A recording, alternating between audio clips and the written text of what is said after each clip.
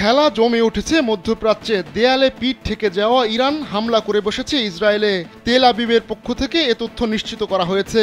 ইসরায়েলের আকাশে একের পর এক মিসাইল ঢুকতে শুরু করার সঙ্গে সঙ্গে দেশ জুড়ে বেজে ওঠে সাইরেন।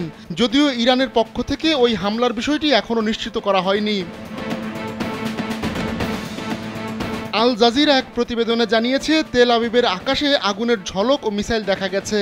তবে ঠিক কোথা থেকে এসব মিসাইল উড়ে আসছে তা নিশ্চিত করতে পারেনি কাতার ভিত্তিক এই সংবাদ মাধ্যমটি। জর্ডানের রাজধানী আম্মানের আকাশের উপরও আগুনের ঝলক দেখা গেছে। এর আগে যুক্তরাষ্ট্র জানিয়েছিল ইসরায়েলে ব্যালিস্টিক মিসাইল হামলার প্রস্তুতি নিচ্ছে ইরান। তবে এমন হামলা ঠেকাতে তারা যেমন প্রস্তুত রয়েছে, পাশাপাশি এর পরিণতির জন্য ইরানকে সতর্ক করে দিয়েছে ওয়াশিংটন। স্যান্ডেলিনা সো, রূপচর্চায় আভিজাত্য।